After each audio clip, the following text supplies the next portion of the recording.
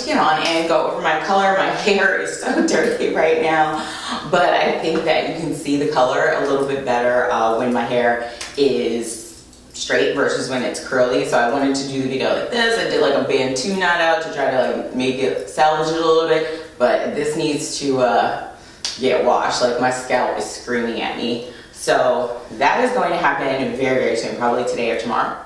Yeah, so I wanted to get on today and talk about the colors I use and kind of how I did the technique with my hair. I know I did not actually film the direct coloring process, and that was not going to happen because it was very, very messy. I kind of liken coloring hair, these bright colors, to a kid playing in finger paints. And if I were a kid, I wouldn't want to be making a video. If I was a parent, I wouldn't want my kid to be making a video while they were finger painting either. So anyway, but I think that this could be helpful if you guys are interested in, you know, coloring your hair like this, and you see like how I mixed it and what brands I use and how I'm maintaining it, because I did do it a month ago and it really hasn't even faded at all. So first of all, I did have to bleach my hair first. I'm sure you guys have seen, or if you've not seen my bleaching video, it should be up there. I'll do like a card or something, or leave it in the details.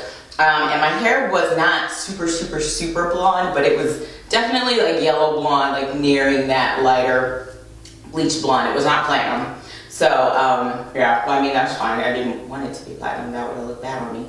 But anyway. So then after a while, I was like, all right, it's time. I'm gonna bleach this. I mean, I'm gonna like dye this my mermaid color hair. I've always wanted a hair color like this ever since I was a little girl, and I was always afraid to bleach my hair. And I finally just like was like, F it. I got the courage to do it, and my hair fell out. My hair fell out. Luckily, it did not fall out. It hasn't fallen out so far.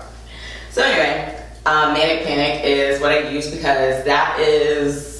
I've been using Manic Panic probably since I was a teenager, and I just wanted to stick with my tried and true. I know that there are other ones like Pravana and things like that, but I've used Pravana before and I didn't really find the color to be very like sticking on my hair. So anyway, so I used 3 different colors.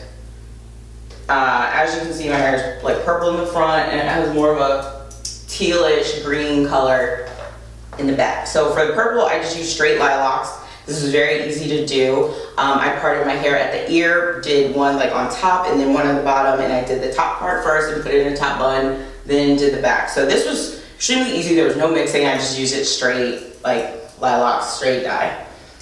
These two were a little bit more complicated. This is Manic Panic Atomic Turquoise in Mermaid. And what I had to do is mix these, and I didn't want it to be too green and I didn't want it to be too blue. So I did a few test strands. If you are mixing colors and you're doing like a fantasy color, I definitely recommend that you try to see how it's going to look first, because you don't want it to come out like some murky, like muddy color, and then you're gonna be sad about it. So I decided to use mostly Mermaid because it looked closest to what I wanted, but I think it needed like a dab of blue. So I would say I did take a picture. If I can find it, I will insert it into this video. But it was pretty much like 3 parts of the Mermaid, 1 part of the Atomic Turquoise. I just mixed them in a bowl. I did not use any conditioner. I tried that before, and I do find that mixing conditioner when your dyes will give you a very, like, you don't know what you're gonna get. You're not gonna get a consistent result, so I didn't want to do that. I did try mixing, what was it? Oh, the lilacs. I tried mixing the lilacs with conditioner, and it didn't even look purple, so I was just like, okay, like, I'm not even gonna try to do this when I do my whole head. So I just left those on, applied it to my hair so it's up, down, put on a plastic cap, left it on for probably 2 hours. I was planning to leave it on overnight, but I got bored and I wanted to just rinse it out, and it's fine. After I left the color on for about 2 hours, like I said, I did definitely, I just rinsed it out. Manic Panic does suggest that you rinse with cold water. So I did not rinse it with cold water because I was in the shower and I did not want to dye. I hate cold showers. So I tried to make it like as cool as possible, but it definitely wasn't cold.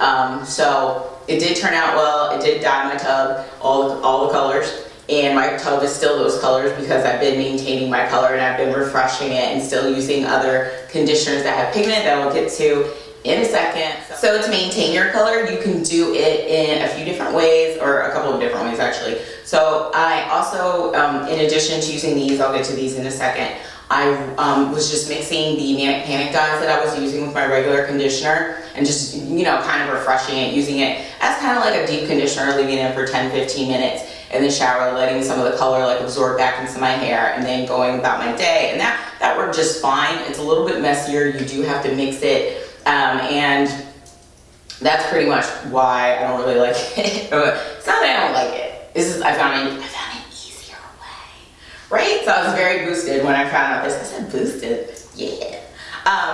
So the other way I am maintaining my color is using these Overtone conditioners, which are pigmented deep conditioners.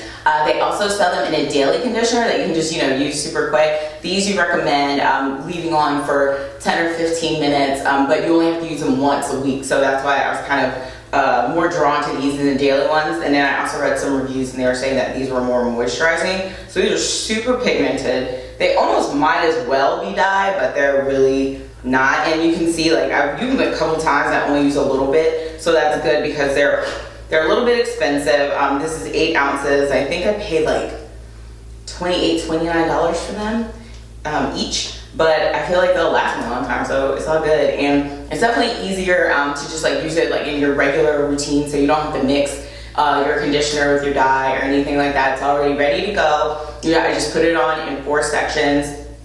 Obviously I use purple in the front, teal in the back, and then I just leave it on for 15 minutes like a regular deep conditioner, and I'm good to go. And I feel like I also deep condition my hair, so it's like 2 steps in one, which is awesome. There are really good ingredients in here. It smells minty because there is peppermint oil in here, but it also has like aloe vera, sesame seed oil, avocado oil, olive oil, like really, really good stuff. So I'm going to keep using these. I also want to kind of like play with some other colors after I let these colors fade a little bit. I think I want to do blue and maybe pink because I always want to have like that pinkish red color ever since Charlie Baltimore did it, because like I used to love her. But so maybe, you know, dreams eventually do come true.